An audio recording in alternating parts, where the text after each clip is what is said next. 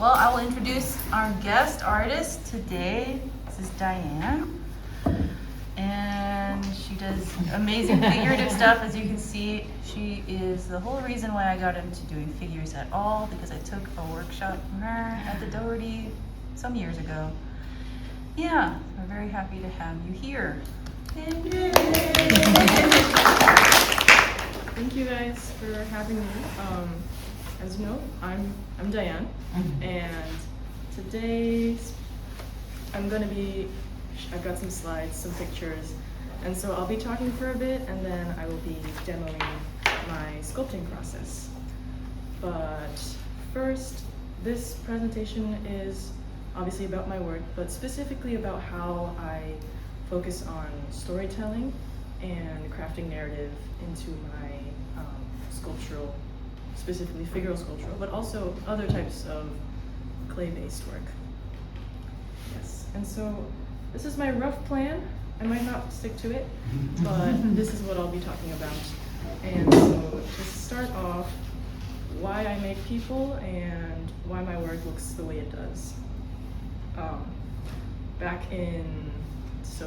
To rewind a bit, back in like high school, college, when I was taking all those like drawing 101 classes, my least favorite part was always the people drawing.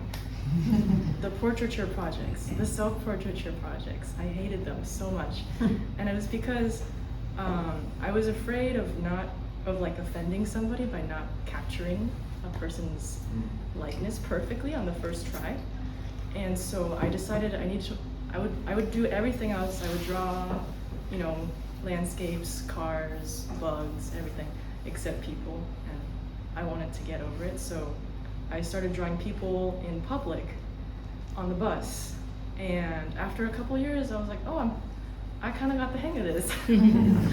And what I realized while doing this was that my primary interest when looking at people was not really the individuality of the person, like not portraiture. I was way more interested in the body as a whole, the gesture and the emotion that they were conveying through their pose. And so I was like, that's what I can fixate on, and that's what I like to focus on. So this translated pretty directly into the way that I began sculpting, where I kind of stripped away all the extra information. I don't care who this is, what this is. I just need like a blank sort of character slate that I can use to convey these emotions. And that kind of became this character that I work with.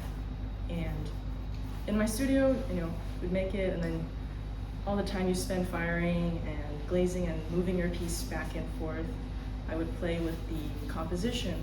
And I found that just by placing things differently, I could dramatize a whole story. And so I had this was a school project where it was like make a grouping of 3. And I had these 2 figures here, and the third figure like way over here.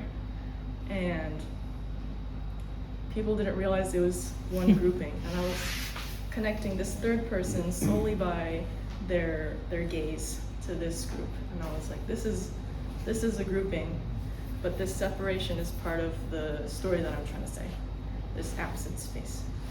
And that is how I like to think about composition and bringing out things with as little information as possible. And so this carried over into all sorts of other things. I brought in props. My people started wearing clothes. They got civilized. They obtained bags. They went on journeys. But when I looked at other pieces that I was drawn to, I realized that the same type of thing, same type of phenomena where you don't really have to know that this is Athena. You don't have to know Greek history. And half their noses are blown off. But even without their facial expressions, you see their the drama of the torsos twisting and the convoluted or the contorted postures and the struggle, the strife, right? And I liked being able to convey that just through the body language of my sculptures, because I don't like sculpting faces. And most recently, last year, in pieces like this, played with scale a lot, making a relationship between a tiny person and a huge person. Are they the same people? They're kind of doing the same thing, and is one learning from each other? Are they making something together? Are they copying each other? I like playing with that kind of space where it's open-ended. And so when I'm in my studio space, I spend almost as much time playing with the configurations of things as making them, and also taking pictures to document that.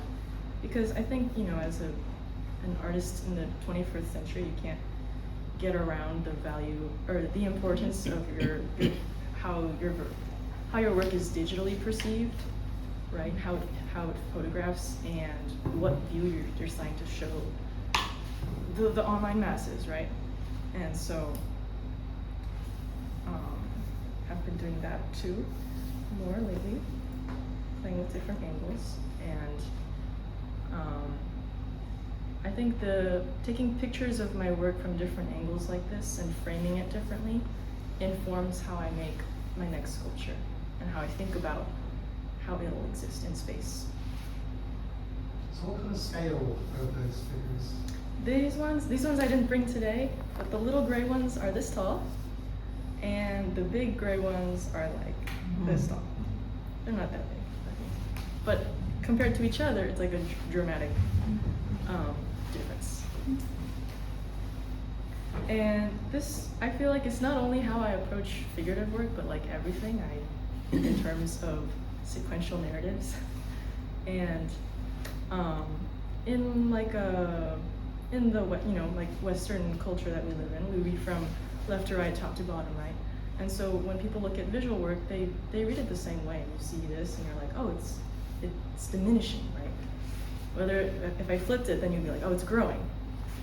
I made this series of cups that have cups inside them, and they slowly reveal a little story. If I flipped it, it would be a person slowly like enveloping themselves. But because it's this way, it's a person slowly revealing themselves. And this, so I talked about the way I think about the pose and the way it exists in relation to other pieces and figures. The third thing I was always interested in is how it exists in the space itself, like right now. And so this was a show that I did where I was like, I don't want the pedestal, I don't want the wall, I don't want the spotlight, I want every nook and cranny in this building that you've never thought about. I'm gonna put a piece there. Because that's the world that I felt my tiny people were journeying through, and this felt like the appropriate space for them. So this was like a ledge above a staircase, and you could, if you're going up the stairs, you don't really notice them, but if you go down the stairs, you see them. And I like that, those moments of discovery. And so I had so many pieces around this entire like two-story gallery space in a very big group show where there's like piece, and then like my piece right there. And they were hiding everywhere. Because I think the presentation was part of how I wanted to create the moment of I guess discovery on seeing these tiny people, very vulnerable little people trying to make their way through this vast space that I made vast by making them tiny. And so that's like probably the size of my shoe right there, and then a bunch of tiny little luggage. Yes. And then I did this also 2 years ago at the Dougherty, where I asked for a pedestal, and I made the pedestal part of their environment, not ours. And so the pedestal is their world, and that's how I used it to frame this particular story. So in the studio, I play around. I'm like, oh, if they're far away, it's like, oh, I didn't see you there. If they're close together, they look like they're going in for a hug, right? So the spacing makes a huge difference, right? But they ended up like that.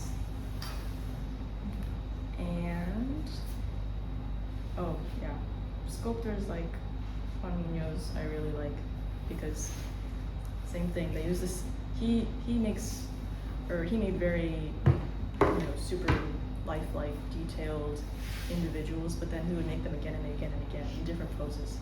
So it's like a whole crowd of the same person, which is kind of what I tend to do as well. And going into my tile work, whole nother, seems very different, but to me it's the same thing in that I'm trying to tell you a story, and there is a narrative here. I've just hidden it between layers of letter forms. Another huge fascination of mine is writing, but that's a whole nother story. But here I've made a story, and to make it less direct, like the way I frame figures, I write in a way that sort of obfuscates the original message that I had. So it's in there, but there's also a lot of debris in there, and you can choose to read the debris, you can choose to read whatever you see, really.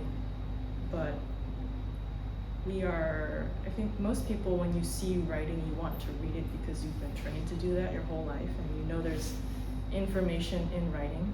There's so much, our whole lives are just like surrounded by functional text, right? And so in these types of pieces, people want to come read, and I make them work to read it.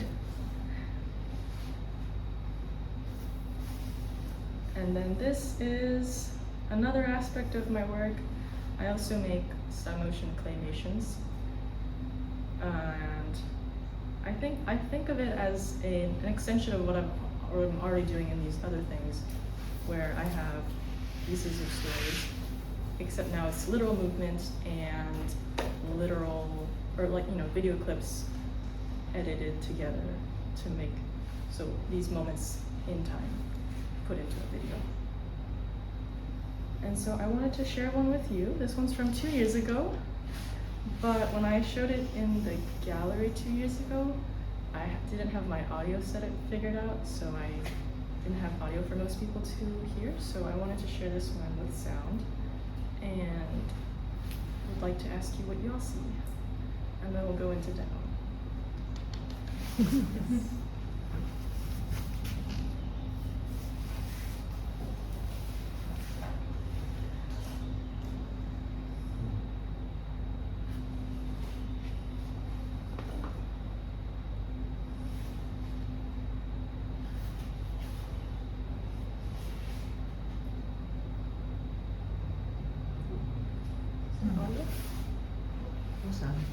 Yes. You're just teasing us with the sound.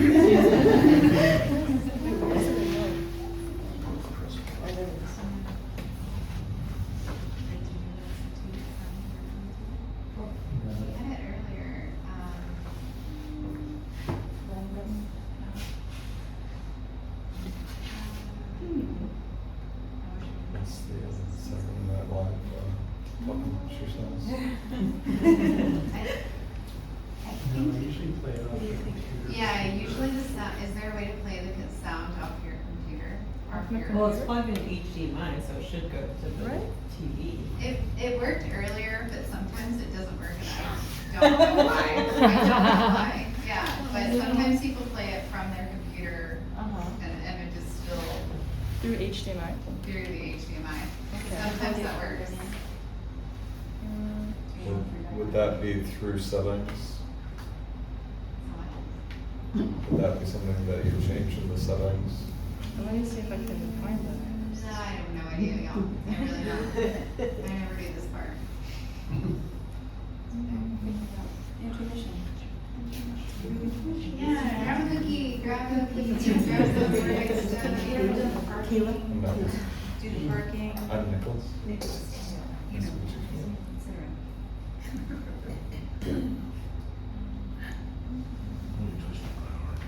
I think if you right click on the small speaker on the bottom right hand corner there. Oh, maybe. Yeah, right click on that. Oh, your piece is coming along. Let's put in the calendar today. Yeah, it looks that's- The big head, right? Curve. So yeah, that's the. Yeah. Oh, that's, yeah, so that's the computer. Yeah, I play with mine. I play with mine. Oh, wait. So yeah, I mean, by the name. So, Okay, I can get it to play with me. yeah.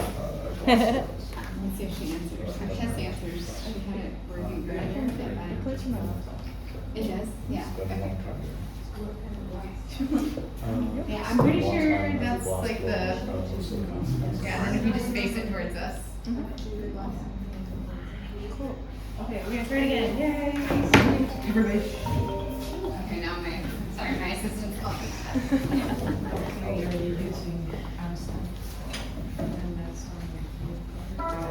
Power on.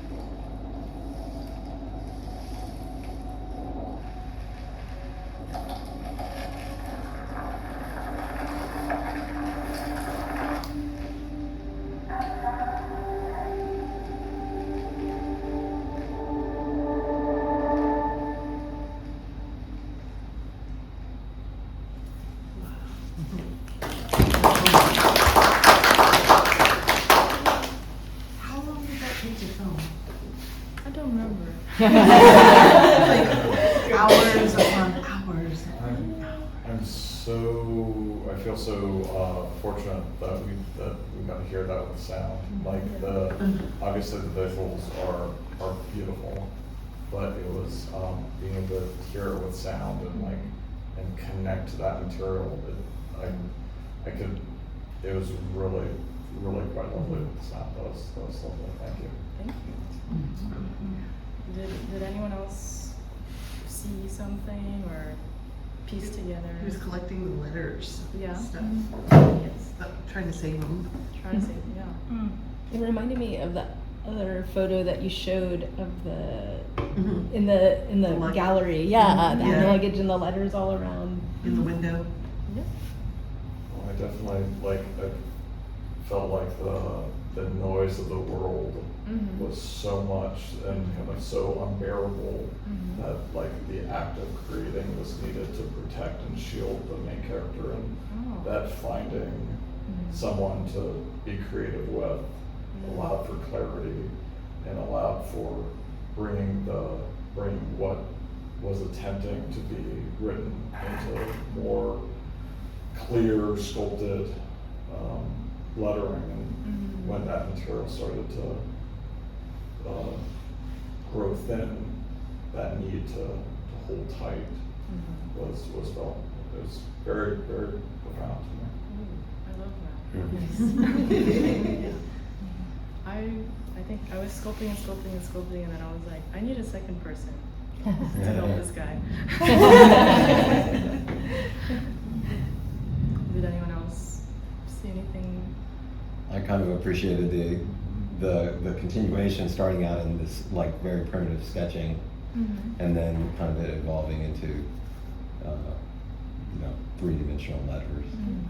And it's that same transition that you were talking about with your other pieces. You know? Yes, I like the transition from like writing script in Mhm. clay to like tangibility of the letters. Yeah, they become 3D Uh-huh. objects. Yeah. I've seen this so many times and I love it every time. This time I was struck by the deterioration aspect of things, like this, knowing a bit about your process and how hard it is to keep things pliable enough to work with, because you don't use polymer clay, you use clay. Yeah. Yeah, this time it was just like the destruction, the decay, the falling apart. Yes, me fighting the clay. Clay fighting me. I'm like, I don't want to sit here. Yes, all of that. That's why I do use raw clay, because it's harder, but I love that texture and I wanted to present it. But in studios, it's always, it's fired, or even if it's raw, it's dry, right? So that's how I decided to keep that texture. Do you mind if I ask a technical question on it? Yeah. Are you using a pliable armature in those structures? And this was my first attempt, so no. But after this, I got myself one of those, those wooden models they use for drawing classes. I got one of those, I cut its legs off, and I encased it in like plastic, and then I gave it a clay body, and I used that. But sometimes I want to have things fall off, and I can't because there's an armature in there, so then I compromise and go back to just working with a wet lump. Do you storyboard your narrative out, or are you narrating in clay? I sometimes storyboard in pieces. Sometimes I just sculpt until I have nothing else to do with this particular cut. But I often am left with a bunch of clips that I have to make sense of in post. So I do storyboard, I do kind of do things intuitively, but a lot of it comes down to me puzzling it together at the end.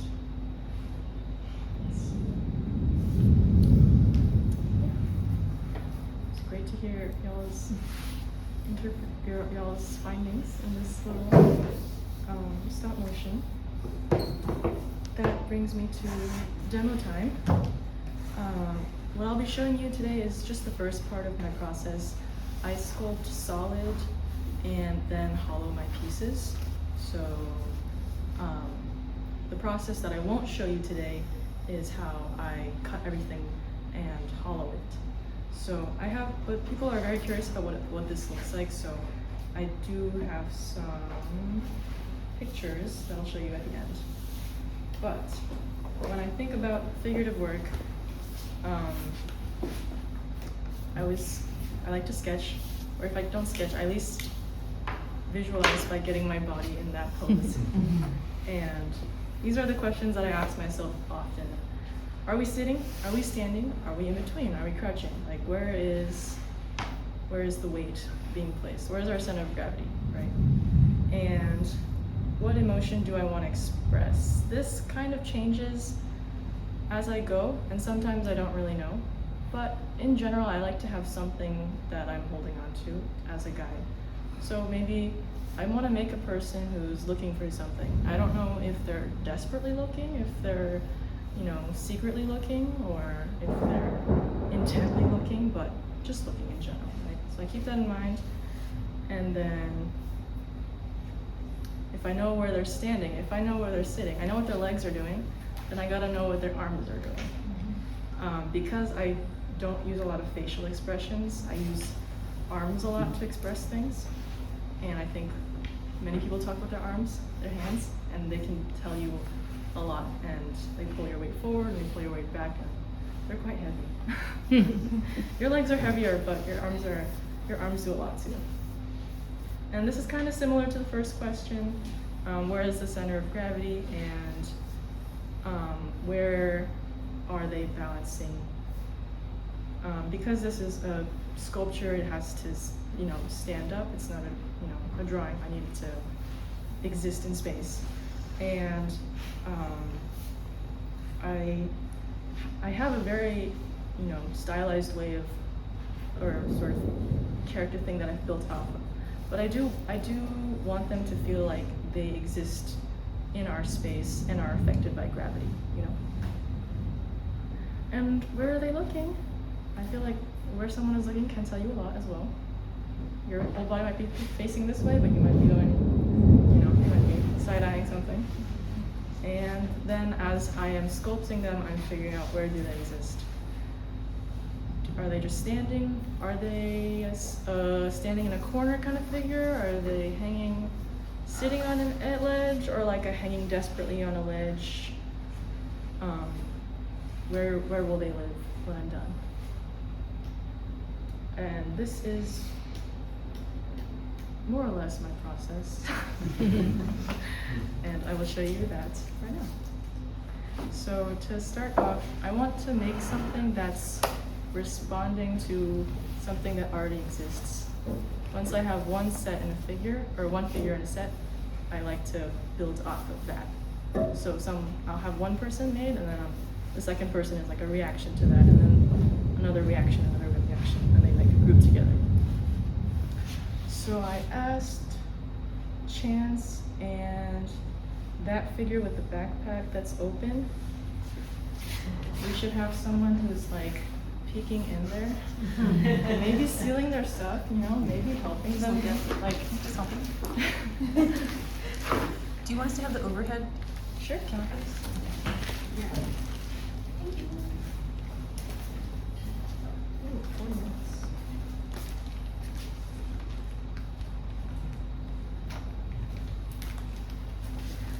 How many of y'all have ever sculpted before? Yay! How many of you have sculpted solid before? Yes. And then typically how do you hollow your pieces? Yeah. There's honestly no way around it.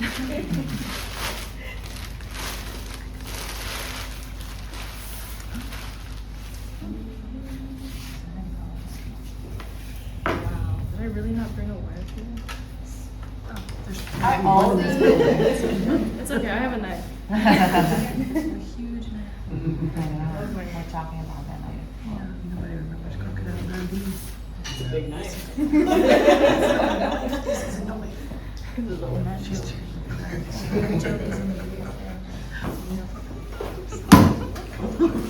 you hollow all the members, or like the, limbs? Thank you. Yes. I wanted to show you this because people are very curious about that a lot. But at the end of a piece, I'll slice it and then really dig into everything. Frontal lobotomy. Yep. Everything. Very cool.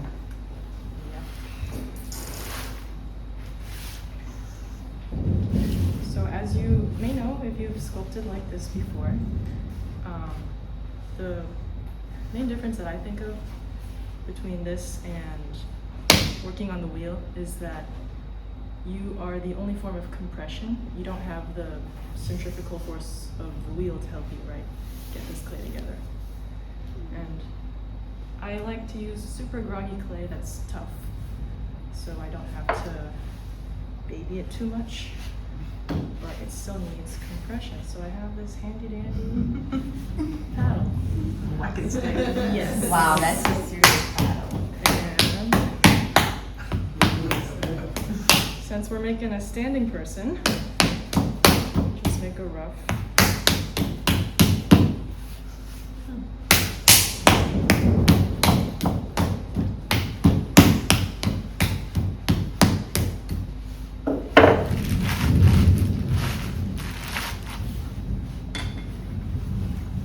So I'm gonna keep compressing and adding on until I get where I want to be. And after I do that, I'll start forming the general direction of where this body is going. So the torso is leaning a bit, then I'll make a lump that's like, eh. It's leaning back, and I'll make a lump that's like, eh. You know? And then we'll go from there. But I'm not super good at talking while I make them, so, or talking like from my own thoughts. So if anyone has questions, ask me now.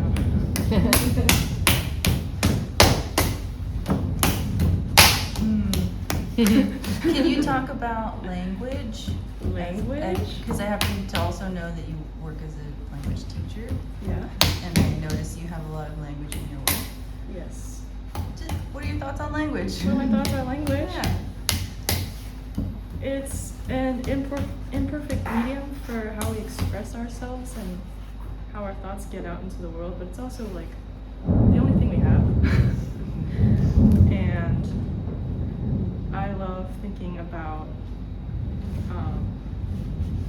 how the whole process of how that happens, of how your thoughts become words. And then to add on layers of complexity, how your thoughts become words in other languages that maybe you are not a native speaker in. And the whole like mismatch that happens. You know, people talk a lot about like, oh, stuff gets lost in translation, and it's true. Yes. Not everything is. Yes. Yeah. Very true. It's true. But I think there's also things. I feel like there's more that happens than just loss. You know, it's not like a completely negative equation. Now, do you think more in words or pictures? Probably words. I have a head now. And I want this person to be leaning forward. This is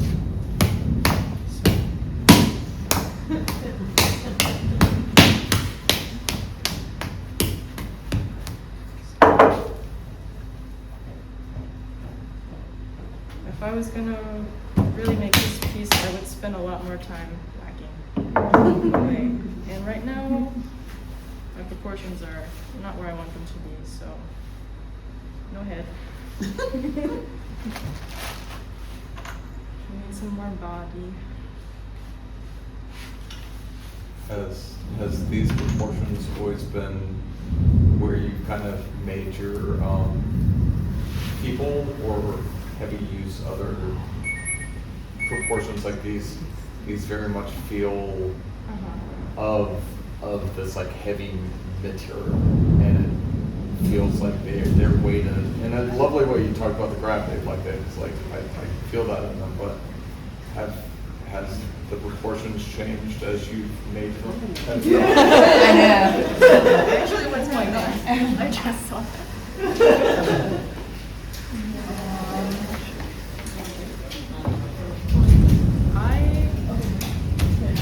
I have tried to branch out, but I always find myself coming back here. And I think I started making it like this because I wanted things that would stand up, and I didn't care if they had dainty ankles or not, and so I wanted my things to feel solid, and I didn't want to worry about things falling over. So for practical reasons, they became very sturdy by themselves. Diane, can you please talk about your choice for the texture you have when the final texture? Final texture. Like the sharp angles was also organic. If you look at a lot of my work, you'll notice there's not a lot of glaze. I don't really like glaze. You don't need it. Yeah, and because I love the clays, the way the clay crinkles and folds. Like when I make an elbow, I'll just get a fat coil, and then it naturally the clay breaks and makes the wrinkles that you might see in a real person's like elbow, the flesh like folding in. And I like keeping that sort of organic texture. But then also I have details I want to make, so I go in with my knives and add just enough detail to convey or to add the clothes or extra refinement that I need. But I do want to leave it very obvious that this was a lump of clay. And so I think that's how I reached that balance. Is the difference in color coming from underglaze or stained clay or? This is all underglaze. Okay. This is obviously all glaze. And yeah, a lot of underglaze. A lot of underglaze. So do you have to be careful to not touch pieces where you want to keep the texture? Or do you have to go back and re-add the texture? Yeah, that sometimes happens when I hollow. I'll like mess up the texture that I liked. And I can try, I try to go back and recreate it, but it's never quite the same.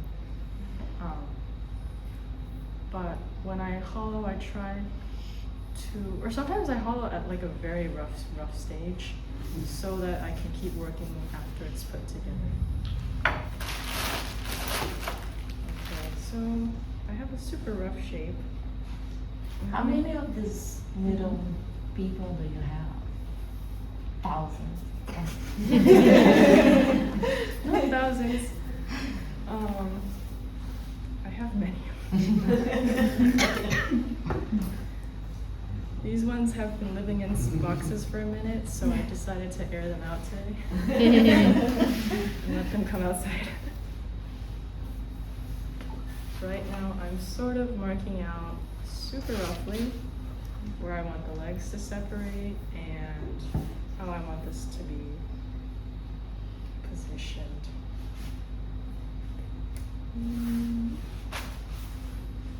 Right now it's a lump. Most people's legs go inward at their knees, right? Your knees fold like, and so there's usually space out here.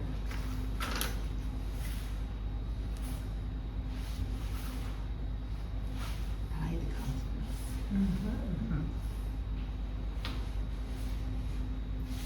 And within today, I won't get to a very refined stage, but I'm hoping to give you a sense of how I make, or how I go about making a specific gesture.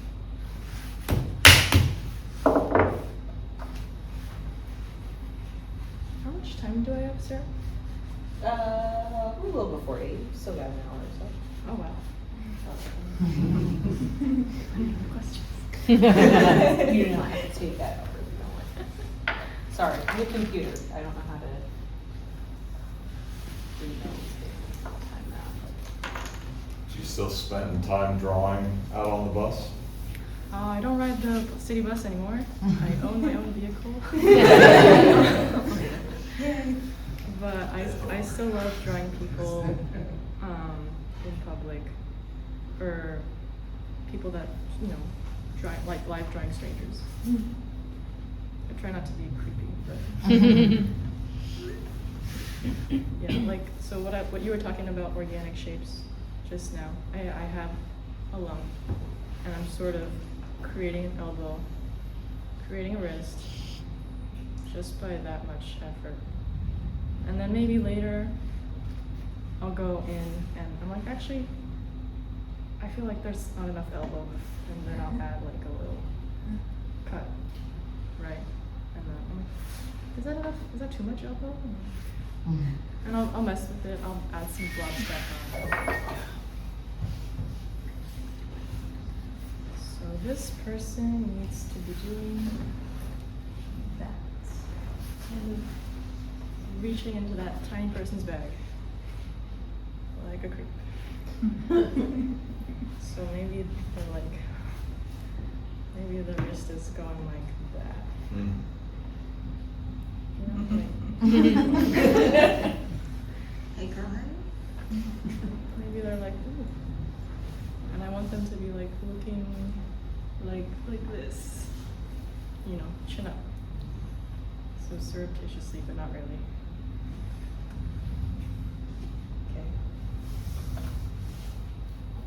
I didn't realize that it makes sense, but I didn't realize that the thing you're gonna be sculpting is so much bigger than the little one. How do you think that's gonna change the relationship?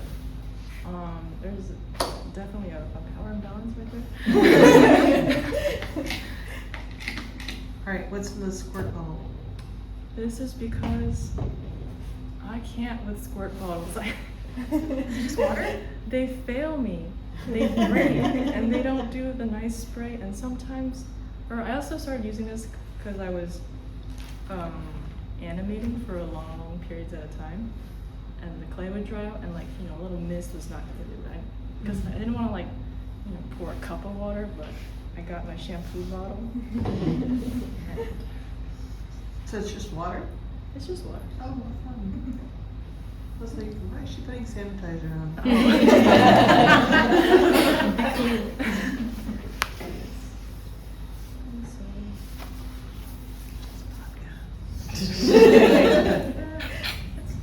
Upper arm kind of feels a little short. Maybe I'll go back later. I can also play with the weight, or I can also use hollowing as a stage in my sculpting process where I can lengthen or shorten limbs as I cut them apart and put them back together. You're quite well done. This is kind of fun, but it's fine. For now, I'm just gonna prop it up. So when I first walked in, I saw how many of the figures had these open bags. And then I was noticing how many of the figures have like, or several figures have these like open, broken open spaces that are coming out.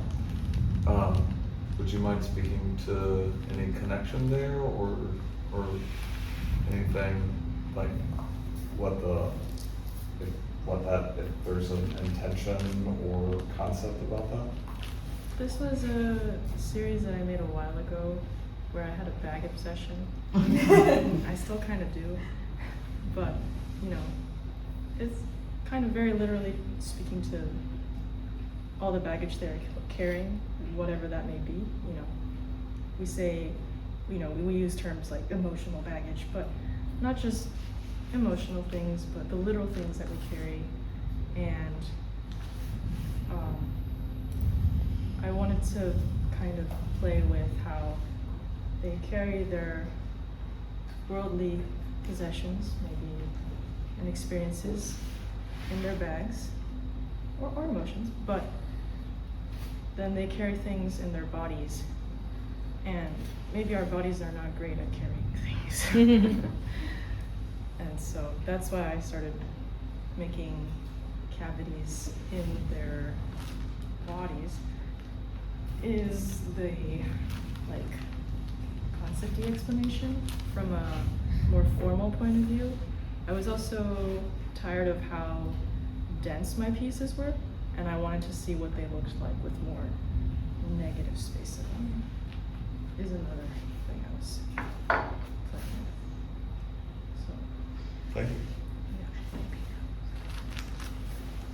Diane, you said that you put the pieces together to create a narrative. Is there a specific narrative? I have one for me already, Yeah. but I'm interested in your narrative for this scene here. Do you? So I kind of made one up just as I walked in here and put them down. And that's what I love doing all the time, is changing it up and making them so that I can change it up. So those two are always a pair, but those three right there were a trio when I first made them, and obviously the one hanging up too. But the rest of them come from different places and were in different configurations originally. But now I've sort of made one for just this room, where we got some clothed people over here mostly, and then we've got the most dramatic moment is that those two hanging on to each other, or not hanging on to each other. And I thought it'd be funny if this little person with the pigtails is like, well, what are you doing? What are you doing on the other side? Is what I was vaguely thinking about. But you can take it as you will.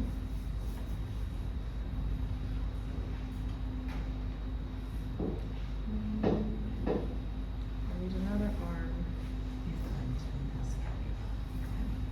At what scale do you typically hollow? At what scale? Like, you don't hollow these little guys, right? So those two, the ones that are sitting right there in front of you, are not hollowed. I just kind of poked them a bit. The standing one is hollowed.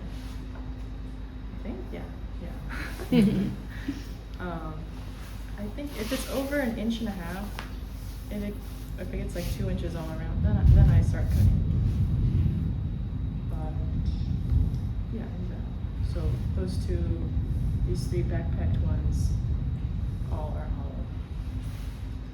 What clay are you using? This is a red earthenware that I don't remember if this is Cinco Rojo with grog or if it's the terracotta that I made. I don't know.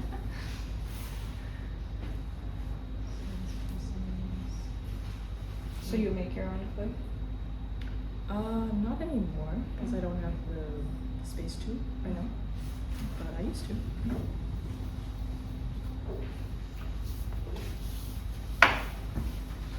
I mainly work with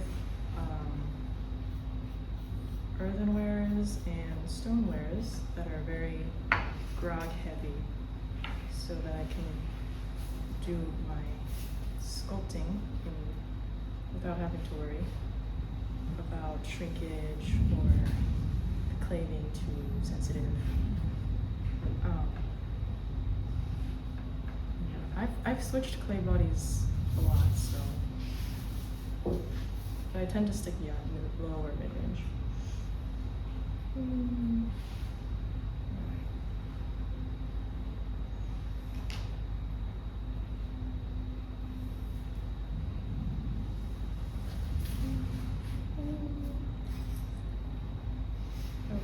Diane, are you still teaching workshops?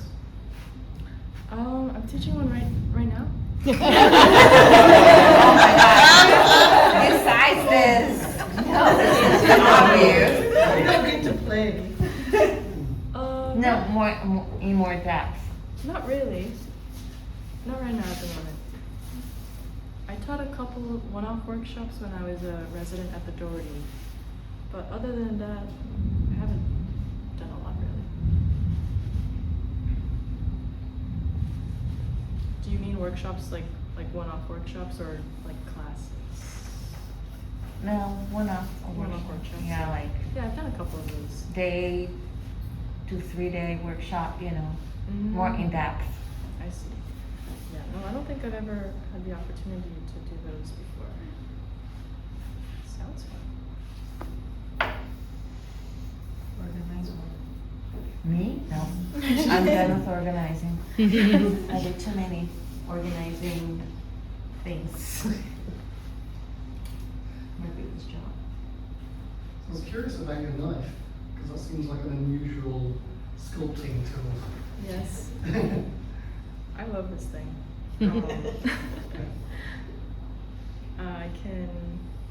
I like the way the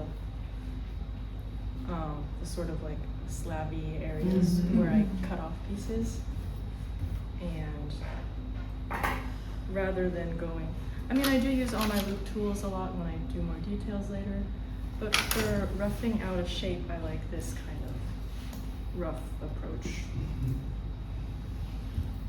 And when I when I carve details too, I do use like X-Acto knives a lot because I like this edge, this type of edge a lot.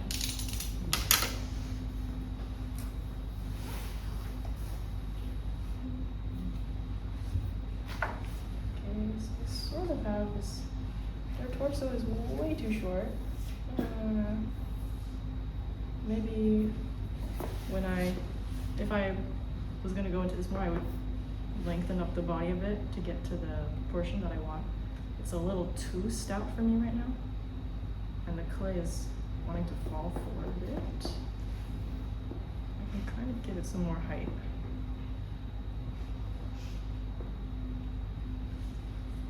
And if you've been watching, I've been carving out a space for the legs, but they're not really separated yet. I like to wait for my clay to firm up normally, to have that stability as I'm figuring out the other details before I really go ham on the legs. But I'll do it early for the sake of demo.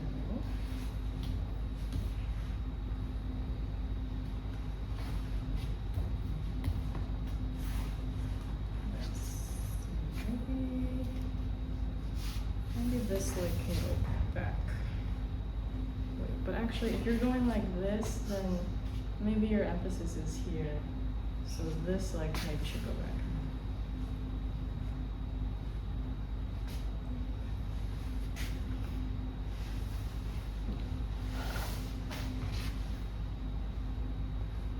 Oh, it really wants to fall. It's looking like an ant ear.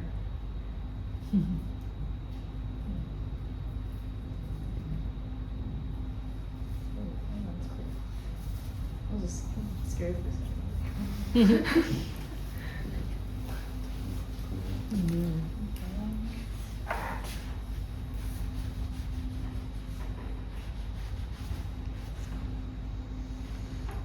If you wanted to heighten that lean, would you let the clay harden before you get it to lean, or support it? Yeah, I would support it or let it stiffen up more. Which do you typically do? I like to have a lot of supports most of the time. So I'll make like a pillar to hold that chest down, or chest up. So with clay, sponges,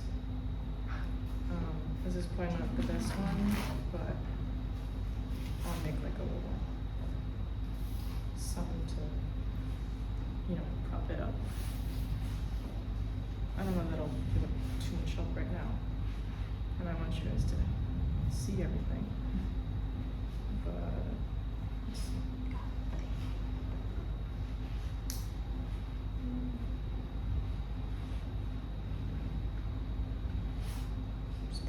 This is not the best sport, but something like that is usually what happens. And then,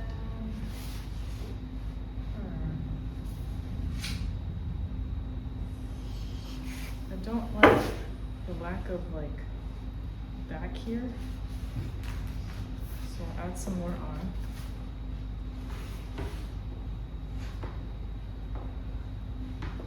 And this is all really sculpting is to me, is, adding and subtracting, adding and subtracting.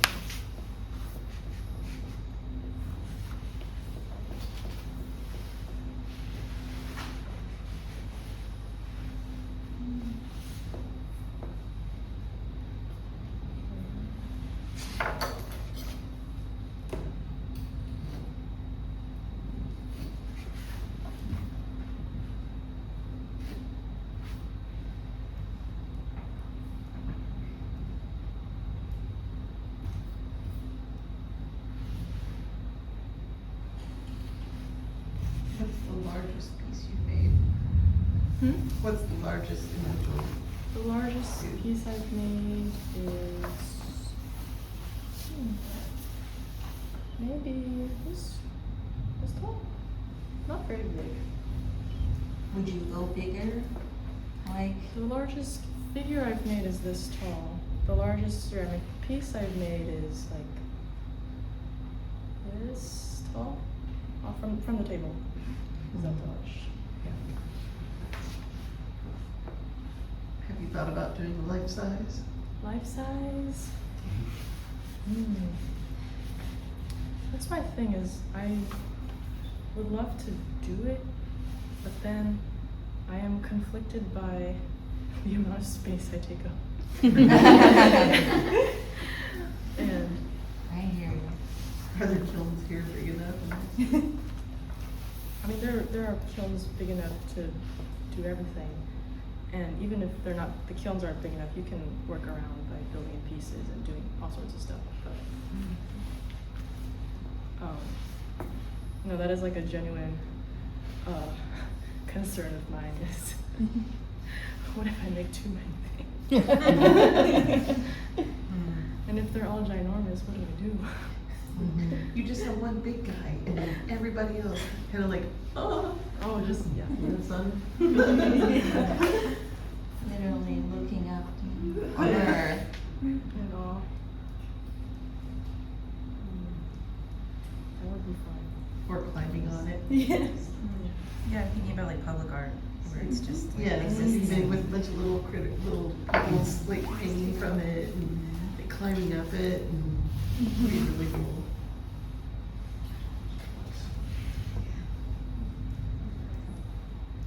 So you have a lot of themes of traveling and baggage and searching. Yup. Do you identify with any? Do I? Do you? No, I just saw it on a TV somewhere. I mean, yeah, I think it's, kind of impossible for your art not to be informed by your life. And,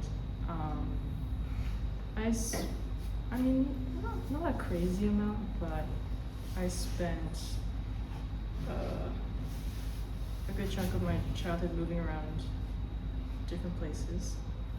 And I think that experience is probably, in here somewhere. And I've also thought about how, or I guess this ties into the whole word things, but just the different linguistic spaces that we exist in has also been a huge interest of mine. I feel like if you speak a language, you kind of immediately get access to a whole nother world and a whole nother way of thinking. And I considered that like a form of travel almost too, even if you don't go anywhere. And going back and forth between different spaces and translating your own thoughts, translating how you exist, that sort of movement as well, I guess, speaks to those themes. Oh, I'm making another arm. I don't need it.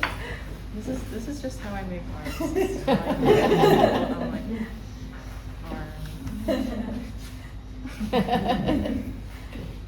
Hey Diane, you spoke about, how your process went from hating and drawing people to making figurative work. How, can you talk about how you found your voice with the species? Because I'm sure if I see one of your pieces anywhere, I'm gonna think it's Diane's, and he has a very, it's yours. It's very, can you, as for a beginner like me? I mean, whatever you're interested in, be it people or anything, you know, vessels, any other subject matter. I spent an insane amount of time people watching. And I had a year's worth of notebooks filled with trying to capture people on the bus, because I felt like not being able to draw people was this huge flaw. Which it isn't, you know, you don't have to make figurative work, but I wanted to fill that perceived gap. And so I think that's that buildup resulted in this attention to movement and posture and gesture, and that's what has boiled down and become how I make. And I've arrived at this way of making for all of the reasons that I explained. I didn't like drawing faces. Your eyes are, you know, dots, right? But I'm really interested in wow, I really didn't bring anything. But I'm really interested in making something that feels real, so I also observed clothes a lot and how fabric falls on bodies, and then can show you how heavy or how light something is. And I think all of that kind of boiled together became how I make, or became the thing that you see today. Let me see. Oh, okay. I was gonna pull up something. Maybe I'll show you later. Because it's not, you know, you were saying not specifically figurative, have you ever been inspired by a specific person, or are any of these kind of like someone in your life or something like that? Yeah, I think that's the whole thing that doesn't really concern me too much. You know, probably unconsciously it's some amalgamations of people that I've seen in my life, but I'm not concerned with trying to put a pin in identify. But did you refer to this one by name? Did I? Oh, the one that I think I said chance because that's me. Yeah. Yeah. Because Chance told me to make someone that was peeking into that person's backpack. Oh, I see. Yeah, no, I don't really name my pieces. People name them for me. They're like, that's, you know, that's Robert. And I'm like,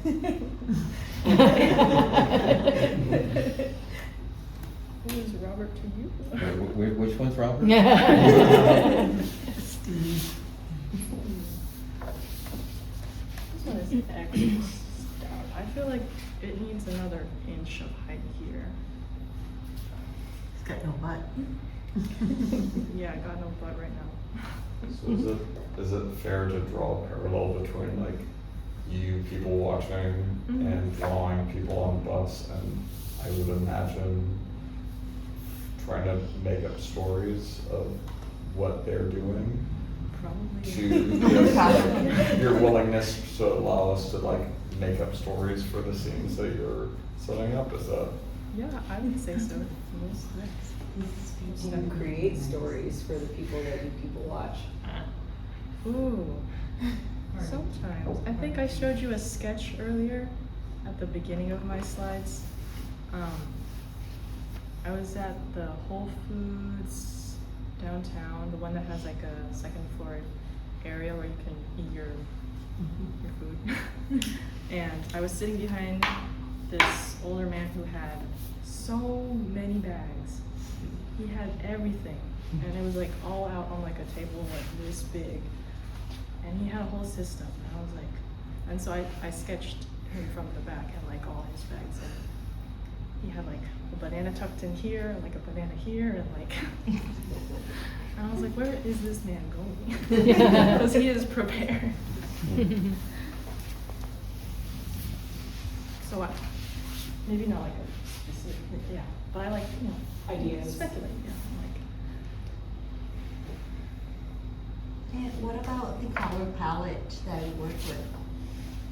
You said you use underglaze. You could have used bright colors, for example, like denim to be blue. Yeah. Somehow everything I brought today is terracotta. But some of the images I showed you earlier were, you know, gray underglaze, and then there are some that didn't make it into this PowerPoint that are more recent, where I've started painting like washes of acrylic onto my figures with different colors, and layering washes like that. There isn't a huge reason, other than that I'm not the most comfortable with color, and I tend to think in terms of form first, and also when I draw, I think in lines a lot, I realized. That's something I would love to explore more. I'm not a huge fan of this right now. It's just so stout. And not in the way that I want it to be. I'm gonna elevate it.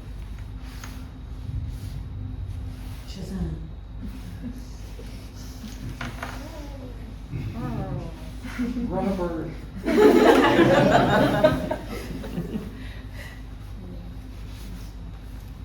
If you were home, would you smash and restart, or would you keep tooling If I was at home or At wherever home. your studio is? Oh, I'm not restarting. No, but like if you were, If I were, I and you would. were frustrated with it. I would do what I'm doing right now. Yeah. I would be like, oh, I need some more height, and I want to do it now.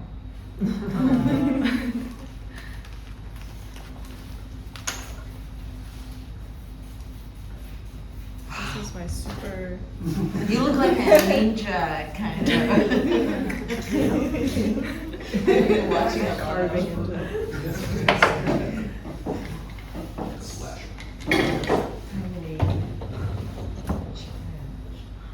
Always be super.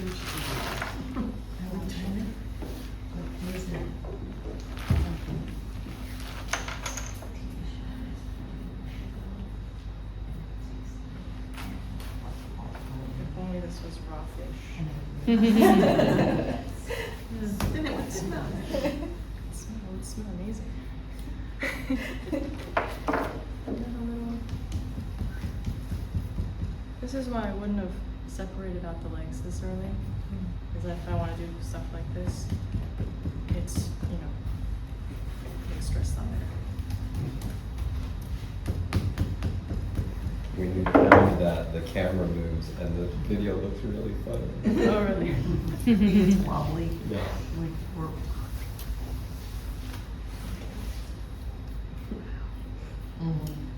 No, slip and score. Slip. I didn't want to Score. Just a little vodka. A little vodka in there. It'll evaporate real fast. Wow. Oh, wait. Yeah.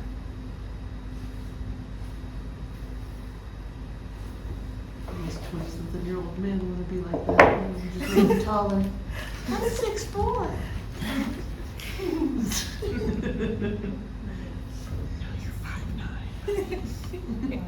I like to be taller.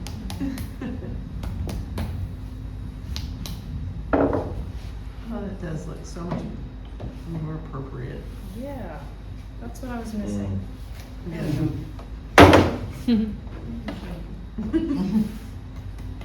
You definitely needed the height.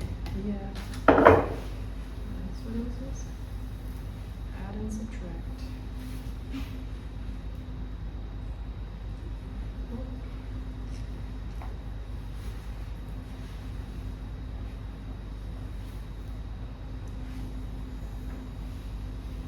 that's what I love so much about solid sculpting is that you don't have to have your form figured out before you start going. And I mean, this is not like a completely true thing, but for me, I just found that when I was trying to coil build something or build in a different way where I had to have it hollow as I made it, I couldn't make changes the way I wanted to as freely.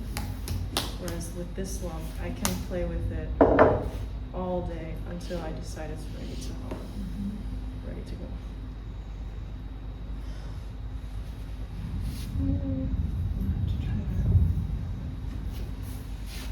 I just don't have the courage to connect. Yeah, I should have had a support arm spot. Liberating from.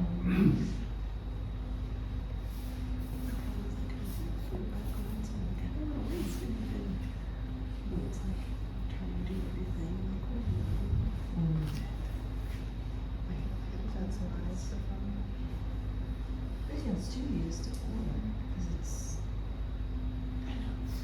Yeah, well, yeah, it's like my rental honestly. Forgot my needle tool of all things. And so here we are. And those boxes behind you that are like half blue, half white on that shelf right there, there's tons of tools. Really? Like individual. Yay! Just grab a tool, grab a little toolbox. Yeah. This? Yes, all of those. I bet there's needle tools. All the stabby things. I love it. It's like Christmas. Yeah. Oh, it's so cool. Oh, man. Yeah, those would be. Some deep pupils.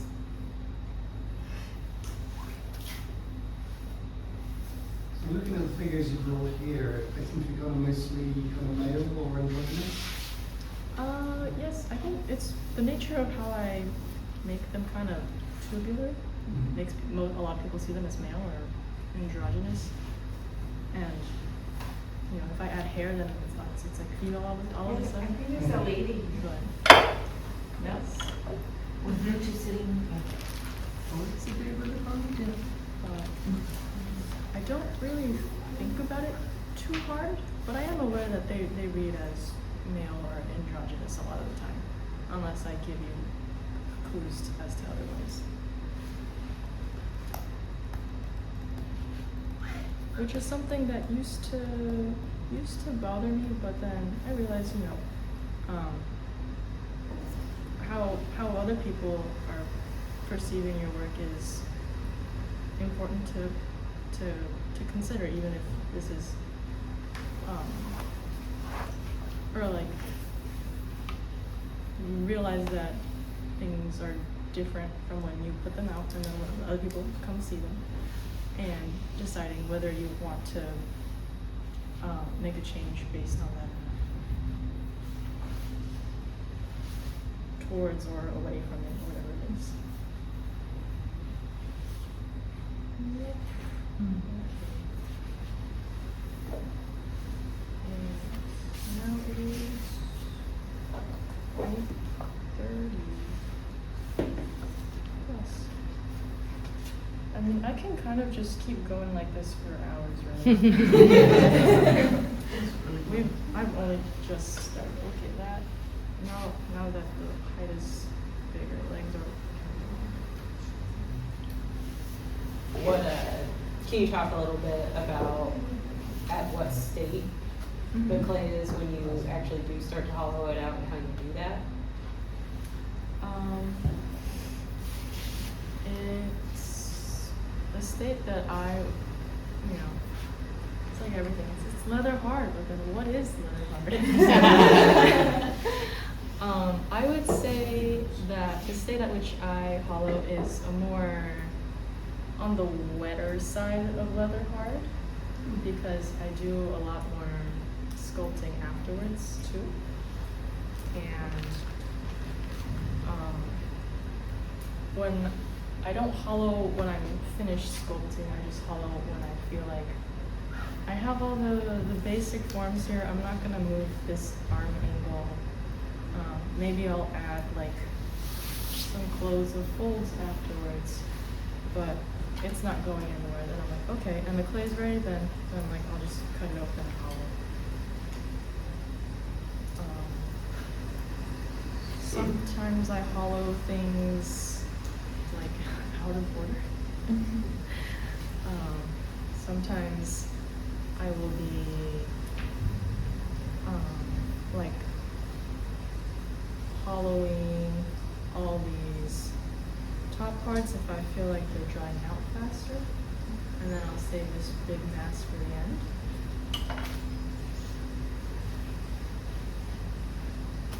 Depends on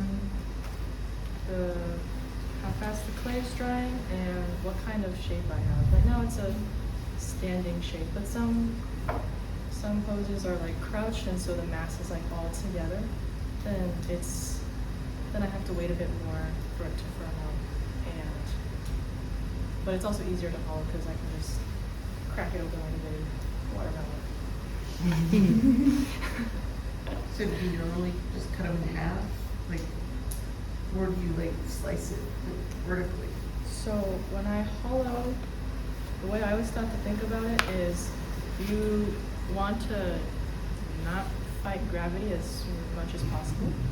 And so when you and you also want to think about how far your tools can actually go.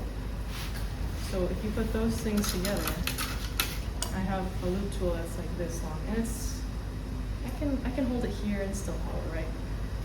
And I have this form, and I could technically slice it like straight down here, but then when I put it back together, I'm fighting gravity 100% all the way, right? It doesn't want to. It wants to do this, right? Objects like to go down. So I tried to aim for a flat, like 0-degree angle as much as possible. That's not always possible. We make compromises, but for the most part, I try not to like push it past, like 45, 50, 60. But I say this, and there are exceptions. I can always support with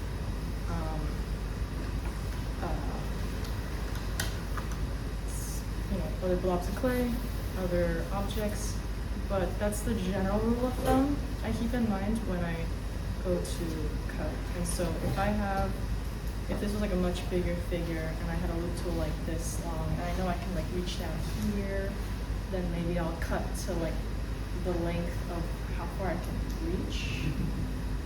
And then so if this was a massive piece, right? And I can like reach down here, but it's kind of hard to get down there. Then maybe I'll cut here, put that aside, and then go scoop, scoop, scoop to the bottom. So it changes based on the size a lot and the shape. Is it easier to start hollowing from the top sections down, or from like, so say you cut it like into thirds. Mm-hmm.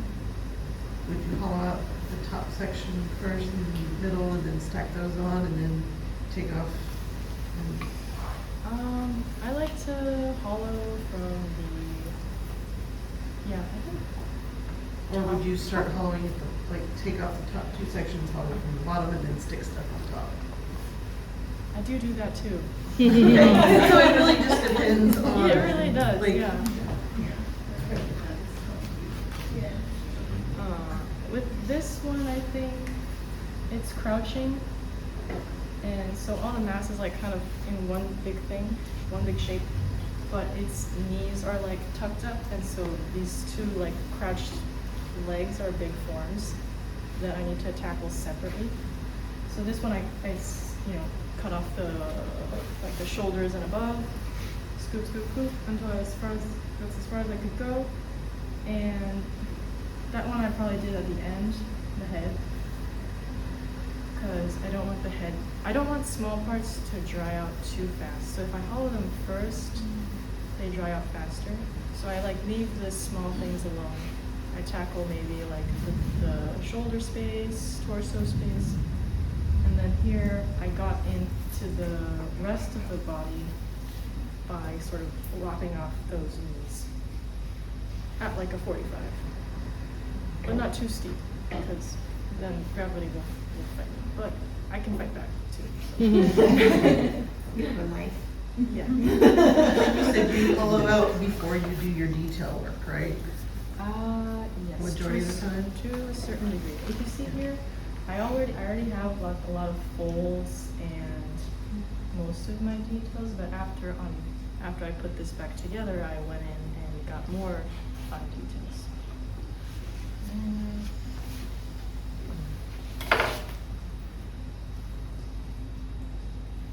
But yeah, it does really depend on what type of form you're making and where like the biggest mass of clay is that you need to take out.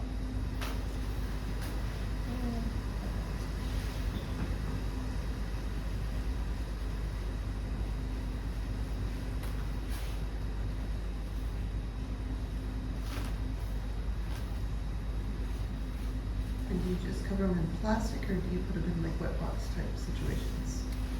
I Or do you just finish it and be done?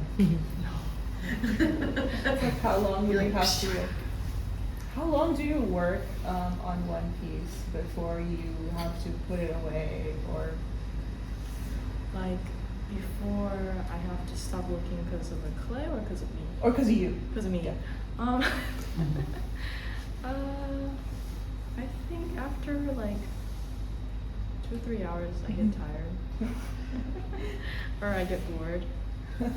Or I don't see, or especially with the new piece and lots of wet clay, the clay doesn't want to, right now I'm like pushing this arm kind of a bit, and the clay wants to fall down, so I need to get it time to set in. But I guess the larger, the more time, because there's just more work to do. But tiny pieces I can finish in like 2 sittings, because they're so tiny.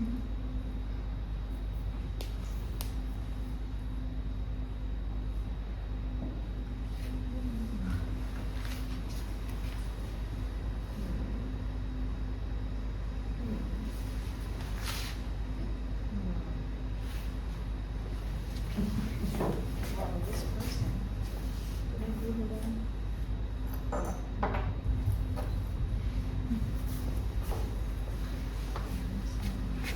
So she's like right here. Oh, I don't know. Maybe they need to be a little closer. Because it doesn't quite feel related. This one's a little too tall. So maybe this is a little too high, right? For them to feel. Or maybe the big one is like coming from underneath. Oh, like that? Uh-huh. Yeah. Yeah. Yeah, if I had a Like that one's standing on Yeah. a platform or something. Some kind of height. Stairs. On the shampoo bottle. There you go.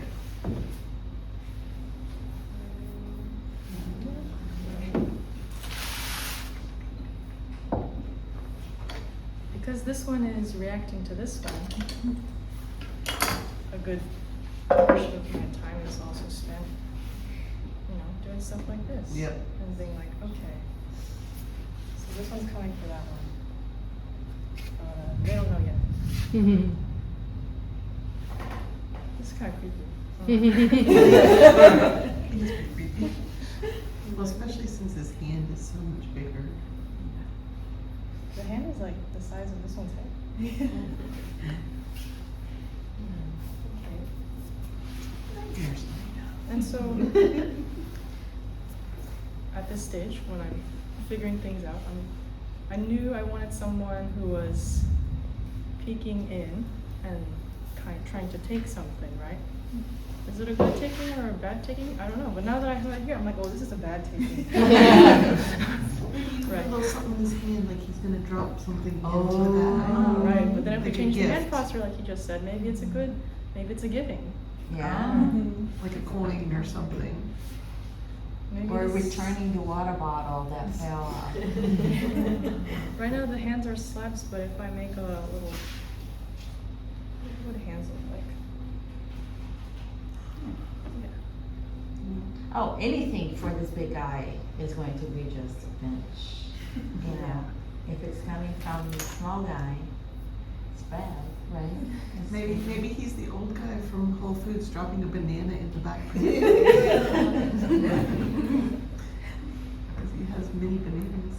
Maybe it's cut a little bit, or something like that.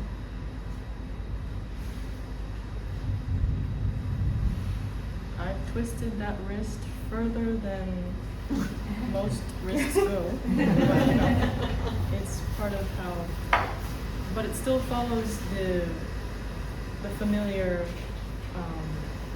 movement that you know. Like, oh, this is how wrists twist. And it's just twisting a little further. More drama. More drama. Yeah. It makes the figure seem more supernatural if it has exaggerated movement. What's down there? Okay. They could be peering down. Oh, that's lovely how you just moved ahead. Or they could be like, you know, they're like, It's on. yeah. Maybe I like this. That's good. He's checking to see if anybody's looking. Yeah. So he should be kind of turn his head to the side to look away. Exactly. He's checking you out. He's like, Right? Are you gonna see him? they're right there. Don't tell him. I think it's more surreptitious when you like tilt your chin, because if you're trying not to like shove your ears, like, you know, but this is too obvious. So you're more like, so maybe a little more chin tilt. Okay. So now I'm doing this, but it's also keeping an eye on y'all. Okay.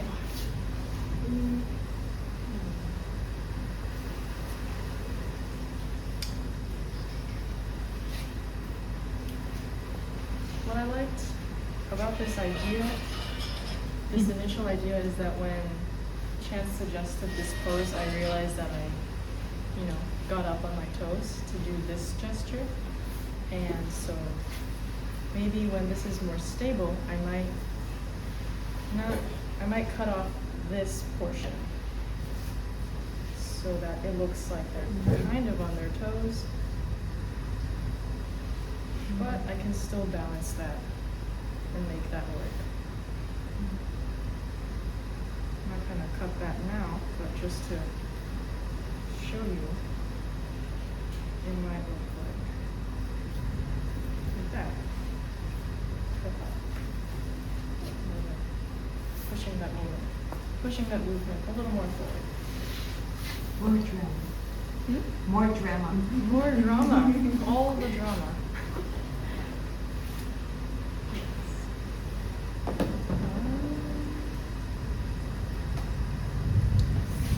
Any other questions? I've sort of given you a demo of how I roughly sketch things out, but obviously from here, it takes a lot more refining, a lot more messing around, and I can just do this for hours, playing with the position of things, tiring out my clay, and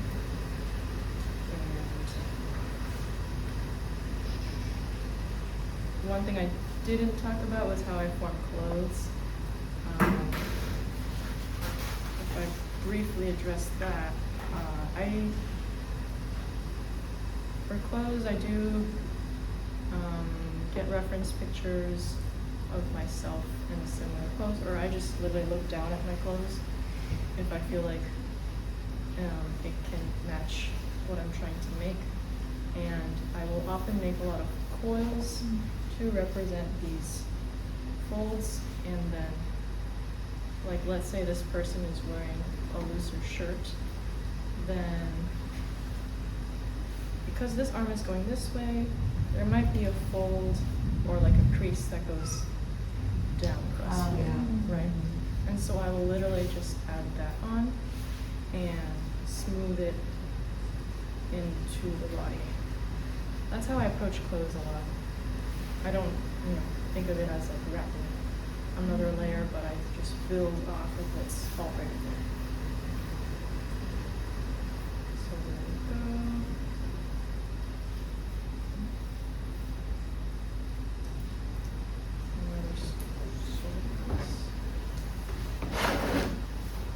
go. It's also a rib. And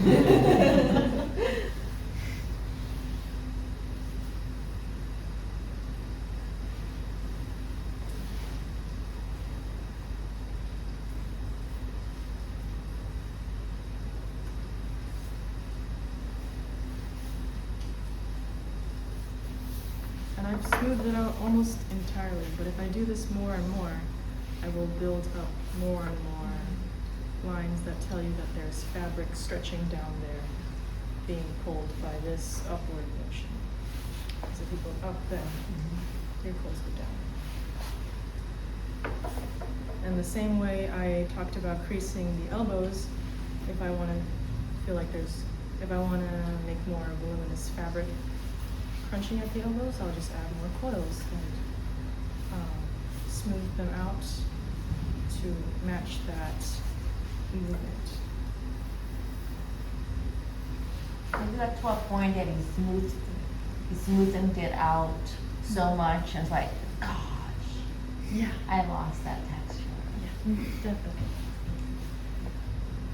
Definitely. Which is why I try to be so quick about it, is so that I don't think too hard. Mm-hmm. So there's another fold maybe. Maybe the cloth goes inward on the body. And because I make such chunky forms, I can carve into the bodies without it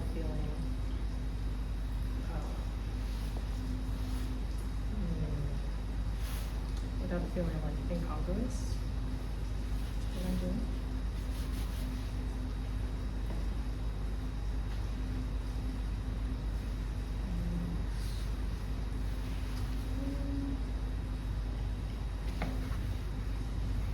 I'm not totally happy with this, but also I'm kind of trying to work at a 1.5 speed.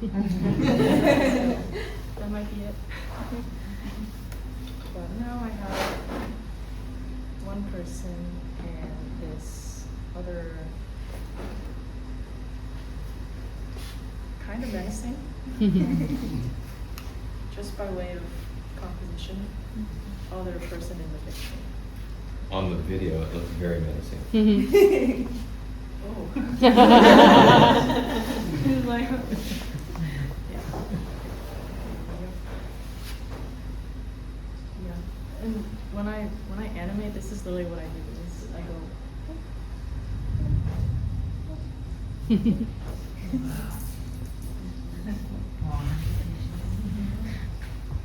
That is literally how it works. And then you see the clay doesn't want to go back. That's why I fight it.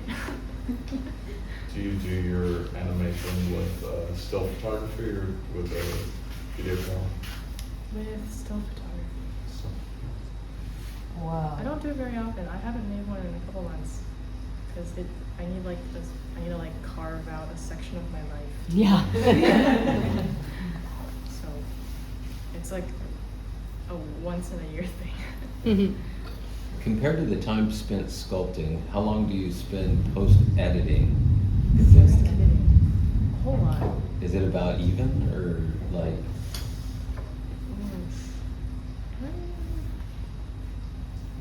I would say maybe even longer in editing because I'm reordering things, and also I'm not a video editing software pro, so I spent a good deal of time remembering how to use the software again. What software do you use? Right now, in the past I've used Premiere Pro, but I'm probably gonna quit Adobe soon because I'll look it up. But I'm thinking of learning Da Vinci or some other program next. I'm switching shifts. Yeah.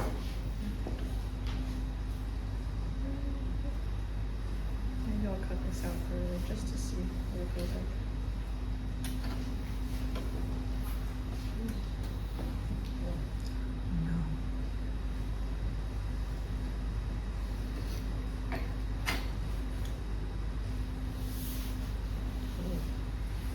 There we go. Yeah, that gives it a lot more drama. Yeah. Drama. Yes. That is most everything that I have to share today. We have time for more questions and things, but also you can find me here, and a good deal of these pieces, or the majority of these pieces here, I'm willing to sell if anyone's interested. So there's that. Yeah. But Yeah.